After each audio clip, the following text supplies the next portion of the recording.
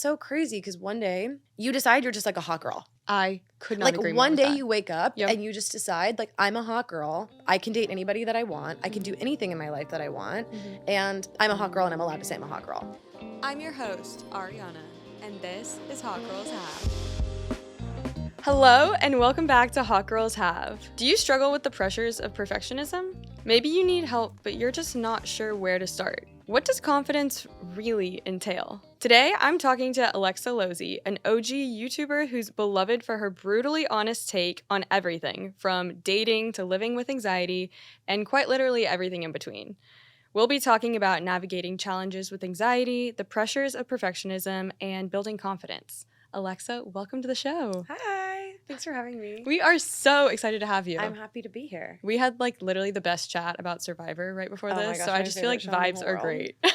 My favorite show ever. So good. I want Ariana to go on the show so bad. No, I me think too. She would be a perfect on it. Thank you.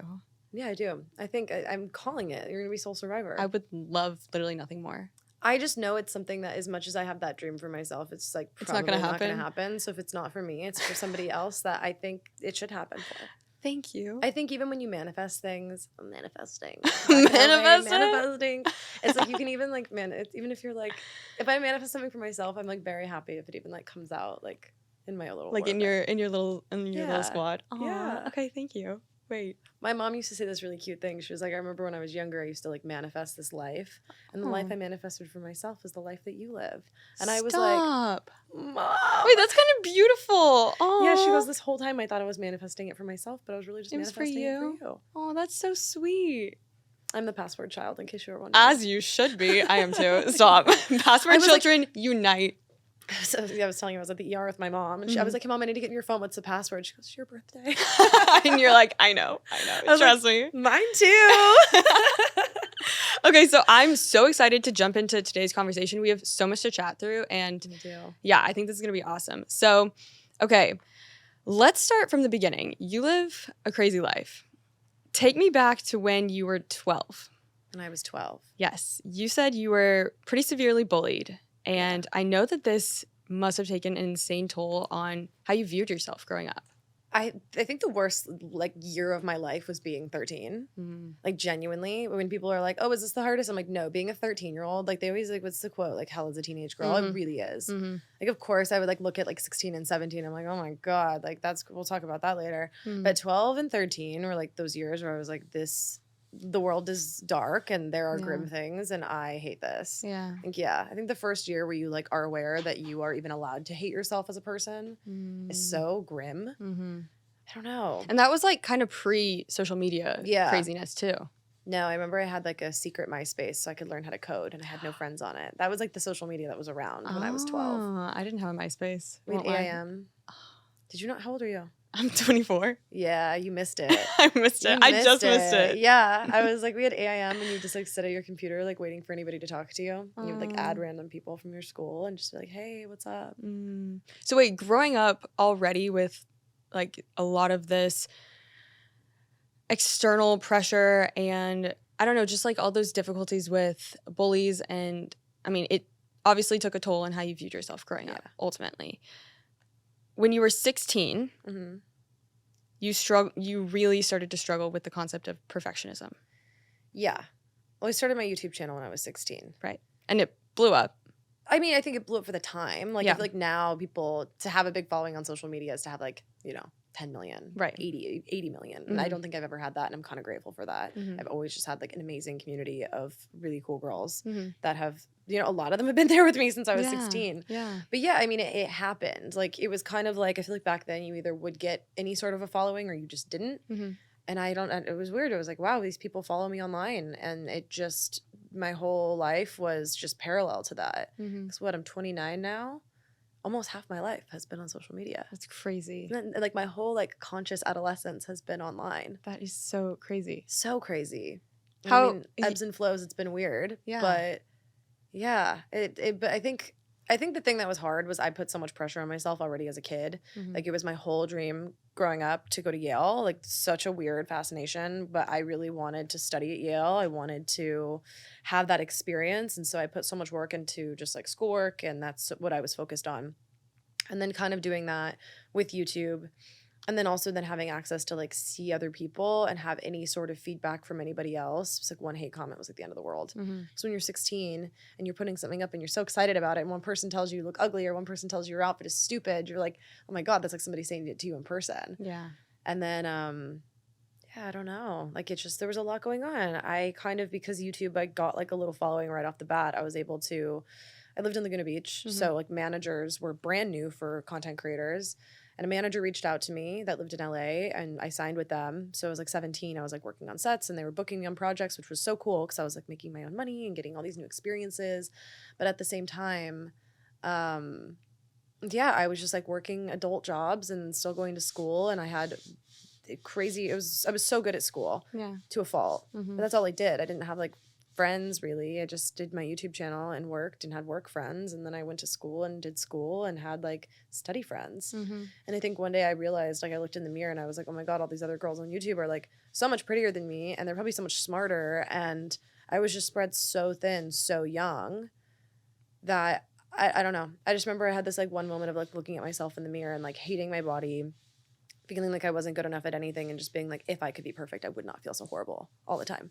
Like, I don't know why I can't get that image out of my head of like being I was in the science wing of high school and I went to the bathroom and I was in the language wing of my high school and I was wearing like sweatpants to school every day at that point because all I was doing was studying all day. I was making my YouTube videos on the weekend. I was editing them, posting them, responding to comments. Wow. Driving up to LA when I had to. Much. So yeah, I did not dress up to go to school. Yeah. I would wear my sweatpants, and I remember looking in the mirror and just like being so gaunt at 16 and so tired and so overworked and just being so frustrated with myself that I couldn't be more. When like at the end of the day, I look back and I'm like, my parents never put that pressure on me. Right. Like my mom was like, I just wanted you to be like a happy kid. Like I didn't care where you went to school. Like that was your own pressure. And I see where it comes from now because not both my parents were as supportive, but it's so weird. It's so weird to have that pressure as like such a young person. Well, you said if I could just be perfect, then I wouldn't struggle. I was so depressed. Why? Like, where did this idea of being perfect come from? Because I agree. I think a lot of kids struggle with that now, but I think a lot of it does come from social media. So I'm curious where, I mean, do you feel like you were putting this image out online and you were like, all these strangers are seeing me as this here. I need to rise to the occasion, be better every single time I post, like da-da-da-da? Or where did that like need for perfectionism come from? Trying to think. I think it was something where I never really felt like I had a place in the world until I found YouTube. And then I made my videos and I built this community. And then I met other people that did what I did. And they also felt like they didn't have a place until they had YouTube. So it was this whole idea of I can't lose whatever this YouTube channel thing is. And the thing that makes me unique at school, or the thing that makes me worth even being there, is that I'm such a good student. And if I'm one of the, I went to a huge high school, and I think around like 5 kids would go to like an Ivy League school every year. And I was like, wow, if I'm one of the 5 kids that got to go to the Ivy League, it's going to be like such a big deal. And it's going to be, that's going to be like my validation of being at school. It's like maybe I wasn't cool here. Maybe I wasn't like the prettiest girl here. Or I wasn't the best athlete. But if I'm one of the best students, like I kind of earned my place in being there. And I always felt this need to kind of earn my place wherever I was versus just being good enough being there. My whole life I just had that. I had that like weird complex, and it might have just been like being so self-aware at a young age and like feeling so out of place at such a young age. I really don't know, and I don't know where it comes from. So how do you navigate that now? Because I'm assuming things have probably changed a little bit with that way of thinking. It was just a lot of work. Yeah. Like I think I still have moments where I'm like, how did I get into this room? Or like, why am I here? Like, what's the purpose? And now I just don't. Now I realize that like you're supposed to be kind of, you can't really grow if you don't really, if you're like, how did I get into this room? It's like, that's good. It means you're growing. Right. How did I get here? Who is this person that I'm talking to? How did I get in front of them? It's like, wow, you're supposed to be here. Right. Like rather when I was younger, I felt like I had to really prove that I had to be there versus like, oh, I'm here. That's enough. How are we going to grow from this? And I think that's kind of what shifted it. It was this lack, like it went from perfectionism to just like progress. Rather than being perfect, realizing that like we're constantly evolving as people. And that perfectionism is literally just like keeping yourself from growing into something that's better. Oh, totally. When is the first time you did something and said to yourself, I deserve this? Like, I deserve what's happening for me.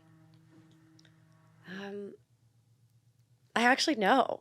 Really? I like have this like, so I love that you just lit up. Oh my yeah, gosh. like I actually know. I had this moment where I was in Paris. I couldn't go back to LA because there was another person in my apartment. I didn't really have many friends. I realized a lot of the friends I had in LA, we had just kind of outgrown each other. I was feeling incredibly lonely. I'm not going to put down my ex because I think he's an amazing person, but we just weren't a fit for each other. And I was compromising a lot of myself to make the relationship work. And it was because I felt like, wow, this person really, really likes me. And if they like me, I need to make it happen because someone else might not like me. Right. And even though he's an amazing person and he's going to have an amazing life, that was something I found in relationships nonstop, was like, I really disliked myself so much. The second somebody showed interest, I was like, boyfriend, that should be my boyfriend. And I had that moment when like the breakup happened and everything came crashing down. And I had a few like friend moments, everything came crashing down, that I was like, oh wow, these relationships that I found so much of myself in are gone. I'm not even in my city anymore. This place that I was like, oh, I can navigate LA really well. I know a lot of people. I'm really well connected in here. Now I'm in this random city that I never thought I liked. I don't speak the language. I don't know anybody here. And maybe just like have a good time. Yeah. Maybe just like enjoy life. You're here for a month. Like maybe just don't put any pressure on anything and just have a good time. Let's not worry about working for a second for the first time ever. Let's just enjoy. And I had that moment where I woke up and I said, like, I'm not going to take shit from anyone anymore. I'm going to choose living for myself. I'm going to choose to be happy. And I said, like, I don't even know what that looks like. I don't even know what that means, but I'm just going to try every day to just enjoy my life. And then one day it kind of just clicked. I realized I like was sitting in the park alone. And I just remember thinking, like, I think this is the first time I've actually felt happy and not felt guilty about it. Wow. I was like sitting in the sun, looking up, and I was like, I wish I could bottle this feeling right now because this is the first time I have felt peace, I have felt happiness, and I have no guilt toward the feeling. That is like mind-blowing to me. How? Oh my gosh. And I called my friend. I have a friend who she's in her, so I have a friend that's in her 60s. She's who I go to for everything. And I called her and I said, like, I think I figured it out. And she was like, yeah, you need to wake up one day and just decide, like, you know, shit happens to everybody. And, you know, it's not, I'm not invalidating your pain or your struggles or whatever's happened, but you need to wake up one day and just choose to be happy and not feel bad about it. Like you really do. Is it really that simple? I mean, I think you have to go through a lot to one day decide that and realize that that's even an option. Like people say, I mean, you see people on TikTok saying all this like you literally scroll down TikTok, you see people saying inspiring things all the time, but then one day it just lands. Yeah. And you're like, wow, I was talking to a younger friend, the girl I apartment swapped with, I was talking to her about this. I was like, it's so crazy because one day you decide you're just like a hot girl. I could not agree more one with day that. you wake up and you just decide, like, I'm a hot girl. I can date anybody that I want. I can do anything in my life that I want. And I'm a hot girl and I'm allowed to say I'm a hot girl. And that was the same thing. It was the first moment in my life. I wasn't calling myself a hot girl at that point. But it was the first moment in my life that I said, like, I ended up in Paris. Yeah. I ended up in this, like, how did I get here? I don't know. It was just like, it's also something where I think your Saturn return is so real. And I hate bringing astrology into things all the time because I know not everybody is in on it. But the whole idea is like 27 to 29 is supposed to be like the most transformative years of your life. Like you really do go from being like a young person to like an actual adult. And it just, you kind of shift into being who you're like. Life just basically turns itself inside out and you lose a lot. You lose everything, essentially. Everything you knew was real or you thought was stable is gone. Crazy, weird things are going to end up happening. Relationships you think you're going to end up with somebody, it's going to be over. For best friends you thought you were going to, you know, be your bridesmaids aren't. They're not in your life anymore. You end up moving. Like just life just throws it at you. Happen all at once. And I just remember being like, wow, life has really thrown everything at me all at once. And it was really scary, but thank you. Like this has been such a, what poetic justice to get to have life turned upside down in Paris. Yeah. I don't know. So I gave myself permission to be happy for the first time there. And then I think probably a couple months ago, I was in another relationship.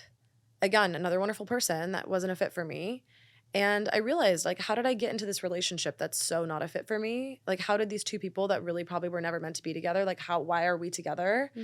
And I realized it's just because I really lacked confidence. And I really lacked allowing myself to tell myself, like, oh, you're a hot girl and you're allowed to go on a date and not like a guy.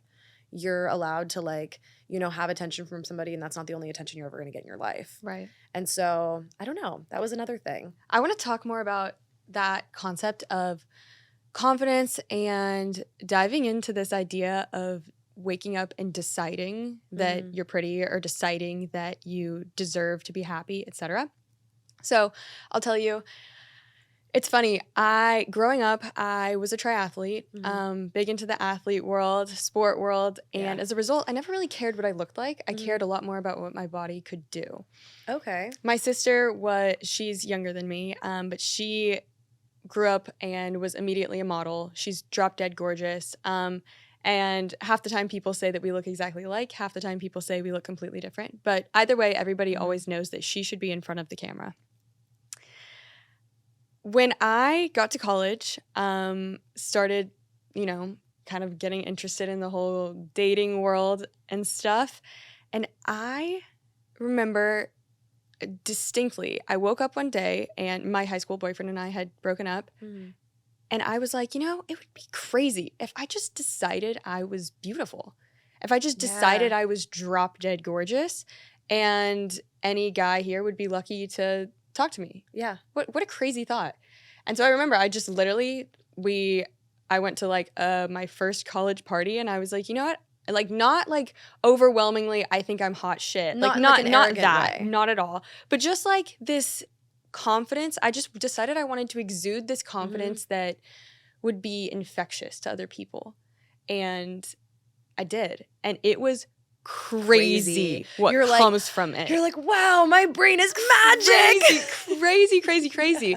Talk to me about how, I mean, childhood struggles, growing up in front of a camera, growing up with your life, kind of, a lot of people are viewing your life and like watching your life, and you can be scrutinized for that, and that's probably really frustrating. You have had to build your confidence in front of the camera and away from the camera. Tell me about that process. One thing I've always been really confident in is, I guess, expression. I've always been really good at expressing myself, and I've always been really tenacious. So those are two things that I knew anything I wanted, kind of work-wise, essentially, or like tangibly wanted. Like for you, that was like being a triathlon, being like, I can actually accomplish this every single time. Like I don't care what I look like because I'm an athlete and I'm confident in my athletic abilities. Right. I was really confident in my academic abilities. I was really confident in being able to speak. I was really confident just knowing that everything was going to be okay always, because I was confident in how strong I was as a person. But I always thought I was like kind of weird looking. I knew I was like, okay, I know I have a good face for makeup. Like that's how I would phrase saying like, oh, I'm beautiful. I have a good face for makeup. I have a good face. Oh, that sentence. Isn't that weird? Oh, yeah. Or I have a good face for the camera. I know I have just certain things. I know I have a good voice for video. Like it was just, I wasn't even allowed to own those qualities myself. It was something that was for this work thing that I was confident in. And I was really unconfident in my body. I knew I could get through a SoulCycle class, which was like really impressive to me, but I never liked my body ever. I was not good to myself. I was not good to my body. I have had so many eating issues my entire life. We'll talk about that later. Trigger warning, whatever. But I wasn't confident in that. And I think I had some early experiences with guys that were really traumatizing to me. Like literally from like 12 years old, like all the boys in my school would tell me that I was like this, you know, huge monster, ugly girl. So I just never even viewed myself as like being pretty as like an option when I was younger, because I just, in my mind, like only older people would tell me I was. My peers were always God, like, that breaks my heart. I mean, I grew up in Laguna Beach, and I probably went to the beach as a teenager like 4 times without like my parent, like without like my family, just because I was so insecure to like even be in a bathing suit around kids I went to school with, because they would just be like, did you see her? She looked so awful, or like she was like a poo belly, or Kids like are so mean. just like kids are evil, and that's just like the fact of life. But like so bad. I had to get transferred schools, and those were like my early memories of just feeling like so ugly and gross. And probably even when I moved to LA, and I kind of went through like a little mini of like, I think the one thing I was confident about when I was like 18 online was I was really confident in my personal style. And I was really confident in like my, like at 18 years old, I definitely had a vision and I had a viewpoint and I had a way I liked expressing things. I was really confident in that. And I was confident in being able to do YouTube while also at the same time I was working at a production company. I thought that was really cool. I couldn't believe that I had like accomplished that. And then I was working in school still. I was still in school full time. So I was confident in that I was this like 18-year-old that like hustled and worked. And I thought that was really cool. And then I still just didn't feel pretty. Like I had a couple guy friends that were like, I know we're just bros, but like you should see that you're like a really beautiful girl and like that guy likes you. I know you're like acting like he doesn't. I'm like, he doesn't like me. We're friends. He's like, no, he likes you. He like thinks you're like really beautiful and whatever. And there were a couple really like nice guys when I was in my like late teens, early 20s that reminded me and told me and whatever. But there were also a couple, and I had a couple experiences that really made me not feel, just made me feel like I wasn't worth like, this is like very like straight girl advice, but like I wasn't worth being desired by a guy and I shouldn't be. And I like wasn't beautiful. And I was this like very masculine girl that worked a lot and that wasn't cute. And I wasn't this like overly like feminine, pretty little fairy. I was like on a routine and I was I don't know. It was just, I could see the girls around me and I was like, they're just so like pretty and they're like so like model. Like they're like, of course guys love them. They're just these like little fairies. Like and I'm trapped in that comparison culture. Totally. I was like, these girls are like perfect little fairies. And like the girls that you see online and that guys are obsessed with are like friends. And like I know them and they're my peers and I see them places. And I'm this girl that girls like. And then I was okay with being girl pretty for a long time. I loved that. People would be like, do you feel pretty? I was like, well, I'm girl pretty. Like I'm the pretty for other girls. And Gosh, I meant it sounds to be, like you continuously made excuses for yourself. Always made excuses constantly. And then there was a period of time that like I really wanted to be a producer director. I now want nothing to do with the film industry. Fair. But they were like, people were telling me like the best way, you're still so young and you're like a blonde, like you should just try to do some acting stuff to get on set and to kind of be around. So I was doing that for a while. And then I was kind of like, oh, well, I'm pretty because I can play 16, but I'm 22 and I look really young. And that's the pretty that I am, is I'm pretty because I look way younger than I am. And it was just, there was never ever. When did you decide that you were just like in pretty? like a year ago? Oh my gosh. Like girl. a year ago, I woke up and I was like, I'm really sick of making these like weird excuses for myself while I'm not like I don't know, like when was it? No, it was probably literally this summer. Wow. It was probably you this literally summer. lived in the summer I turned pretty. I did. No, I did at 28. Like, Oh my god. like I was like 10 years after Belly, but it was like one day I woke up and I was just like, I'm not going to do this to myself anymore. Like I'm in a relationship that doesn't make me happy. I don't think he's happy either, because I was just so insecure that no one was going to think I was desirable. And this is a person that we've both just known each other for a long time and we like each other. And like, you know, we're kind of, we both like each other. So like, shouldn't we be together? Right. And then that all shifted. And even like dating this past year has been so different, because I can go on a date with a guy and be like, this guy's really hot. He's a catch, but he's not a catch for me. Exactly. Or like, rather than being like, oh my God, he's a catch for someone. So let me just like date this person and we're not compatible. And like, we might not even have chemistry at this point, but like, you know, at least we have each other. We have, you know, we're there and whatever. I don't know. Does that make sense? Totally. What do you think is a tangible way that somebody can start working on just that, like how they view themselves and to decide they're pretty? How does somebody decide they're pretty? I think you don't feel bad about feeling superficial. I think women are constantly told that we're not allowed to desire like material things. We're not allowed to desire feeling beautiful, when like, look at half of everything that's marketed to us is to feel pretty, but we're also not allowed to feel pretty at the same time. So true. Like we have to this insane paradox that we live in, where it's like everything is telling us to be prettier, but you're also not allowed to call yourself pretty. Or this is like totally different, but somebody asked me like, what's your goal by the time you turn 30? Because I'm 29, I turned 30 in November. And I said, I want to buy myself a Birkin or a Kelly, and I want to have a Smithson journal full of my memories from my trip to Vietnam. And I told this to this guy and he was like, I figured it would be to like be more this or be more that. And I was like, no, that's my desire. And you might think wanting to buy an Hermes bag is superficial, and it might be, but also it's a smart investment. But what's like, why should I feel bad about wanting to work and buy something for myself? Right. It's the same thing about like wanting to feel pretty. Like not everybody wants an Hermes bag. Not everybody necessarily wants to feel pretty. Not everybody wants to feel the same kind of pretty. Not everybody looks at pretty in the same way. Not everybody looks at goals in the same way. Not everybody even looks at superficiality. And like everything is just so case by case and so personal that I think it's not fearing wanting to be superficial.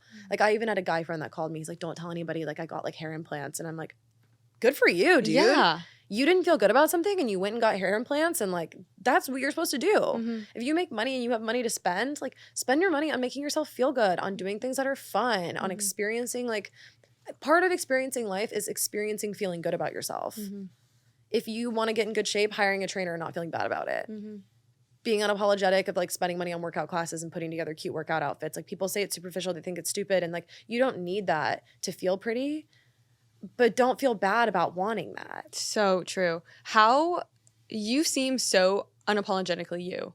And I can only imagine how much work and time and effort you have done to like get to this point. So that's honestly, it's so empowering to see somebody who's so unapologetically themselves, because I know how hard it was to get there. Oh, dude, I feel like even right now, I'm like, all my friends hate me. I'm still going through it. Like, I don't know. It's a process. You work on it every single day. process. What are 2 things a listener can do to work on being unapologetically themselves? Just do it. Just do it. I mean, I think therapy is huge. Giving yourself permission to have thoughts that you think are shitty or having desires that you think aren't great. And I mean, I think, yeah, it's being able to feel like you don't need to live for other people and you just live for yourself. Like if someone doesn't like you, cool. If you're not yourself, you're just holding on to this interim period of they're eventually not going to like you. Right. One day you have to be yourself. You have no choice. So it's like I realized that was one thing I learned when I finally had that first moment of being happy and not feeling guilty was these people that are in my life. Okay, cool. We've been friends for 8 years. You never were friends with me. You were friends with this person that I built for you to like because I was so insecure that nobody was going to like me for who I am. And then one day you are yourself and then you're stuck with yourself and you hope you look around and there's people that are around you still. And you hope you look around and it's a life that you actually want to be living. So it's just deciding like, hey, you know, when are you going to decide like I even had a friend, this is like, why am I going back to relationships? But I was with a really, really abusive boyfriend once. And I remember I would go to her like every day and I was like, I want to break up with him. Yeah. What do I do? Like read my tarot cards, like talk about this. And she just looked at me one day and she goes, do you want to just like decide to be yourself and decide to be happy and decide to give yourself this opening in your life to have somebody come in that actually fucking likes you? Wow. And I was like, whoa. I bet that blew your mind. Yeah, it did. Oh my gosh. Yeah, it did. And I honestly, broke up with him the next day. As you should. I feel like a huge takeaway from this conversation is it's simple, just decide. But it's also not, because I'm not going to say, because people used to say that to me too, and I'd be like, what do you mean just decide? X, Y, and Z is going on. It's just very little things are important in life, like genuinely, like very little is important. And if you have the luxury where there's actually not that many things that are actually important around you and you get to just do unimportant things that you get to make important to you, that's kind of cool. That sounds really vague. No, I'm with you. But I mean, like, just decide to like be yourself. Yeah, you have one fucking life. Yeah. Am I allowed to curse? Not really. Yeah. You have literally, like, I mean, everyone's like YOLO, but but like literally. But like, I spent so much of my life just being another person and being a million different people and being everything everyone else wanted me to be because I felt like I wasn't allowed to change my mind. I wasn't allowed to be myself. And I don't know. There's a lot of people I lost. I don't even know if I knew them. Yeah. Now I'm completely myself. If I get into a disagreement with somebody, it's because it's actually something that I'm upset about or they're upset about. If I did something shitty, it's because I actually did that because I am who I am. And then you have to own that, which sucks. Right. That's the thing that sucks about having to be unapologetically yourself, though, is you have to like own your shit. You do. There's no excuse. No, there's no excuse. If you did something, like you are the one that did it. Right. But honestly, I feel like you still sleep better at night because you were still yourself. You do. And even if you did do something, you're like, I did that, but like, but I'm going to own it. And I'm not going to do it again. Yeah. Because then if I do it again, then that is who I am and that's my character. Exactly. I don't want to do that. And then we can judge off that. Yeah. It's a battle. Yeah. Like I'm 29 too. Like I'm not like, I'm so young. I'm still a kid, but it took me so much work through my 20s to do it. And I'm so glad I did the work. I had so much therapy. I had so many like older mentors, so many friends. And like the one thing I'm the most proud of myself is that I always suck that out. I always was seeking more information, was always seeking people that were smarter than me. Even when I was a kid, when I was 16, like if we want to go heavy, perfectionism basically brought me to my breaking point where I eventually checked myself into a psych ward. And even that's when people ask me like, what's the greatest thing that you've ever accomplished? I'm like, being a 16-year-old that was aware enough that I needed help or I was not going to be 18 one day. Like it was just that kind of thing. And I think as long as you can kind of hold on to that mentality of always seeking something and always asking for help and always wanting to do better, one day you just are yourself. The thing I'm the most proud of in my whole life, my career, my personal life, is asking for help. It is. Like you can't, and that's how you learn to like yourself, is you ask for help. And people like when you ask for help too. Think about all the times people ask you for help, and it's like personal help, and you realize they're coming to you because they know that you know how to do it, or they know that you can support them. You feel so good. So what advice would you have for somebody who's hesitant to ask for help? Do it anyway. People might say no, and then just ask somebody else. But doesn't that come from like an inherent confidence? Yeah, because I will still ask for help and people will say no, and I get like really sad. But then it's like, what if they say yes? Like people, eventually someone's going to say yes. No one asks for help. Like very few people actually do. Right. Like I remember there's this huge, massive CEO that I'm such a fan of. And I've just known her because I cold emailed her one day. And I said, this is who I am. This is what I want to do. I love your brand. You inspire me. How can I do... Like, how can I do? She was like, do you want to jump on a call? I was like, what do you mean do you want to jump on a call? You're the CEO of a massive business. Like, you inspired me to like want to work in makeup and want to understand this industry. And to this day, like, she checks in on me all the time. She's given me so many opportunities. And it was because I asked for help. Like, I'm alive today because I asked for help. Like, it's just, I don't think that's, if you don't ask for help, you're never going to, you just stay the same place. You're never going to evolve. Because think about it. Like, you have to admit that you don't know anything. Right. The only way you learn is by asking. So if you don't ask for help, you're never going to progress because you're only going to progress in what you know, which is nothing. Right. Which I think is so hard for people to swallow. Totally. I think people like to assume they know everything. Yeah, I do too. It's fun. I like to like be a know-it-all and have authority on everything. And then I realize you're the most annoying person in the room when you are if you don't have authority on it. Like, right. We love ending every episode with one key takeaway that listeners can drop in their group chats. Okay. What is yours? Allow yourself to say you're a hot girl. I literally that. challenge you to say like, I'm a hot girl. I bet that's so hard for Yeah, it's a lot really of people. hard. I say it all the time now. I'm like, I'm just a hot girl trying to make it happen. All right, Alexa challenges you all to say that you're a hot girl. Yeah, tell someone this week that you're hot. You can tell them they're hot too.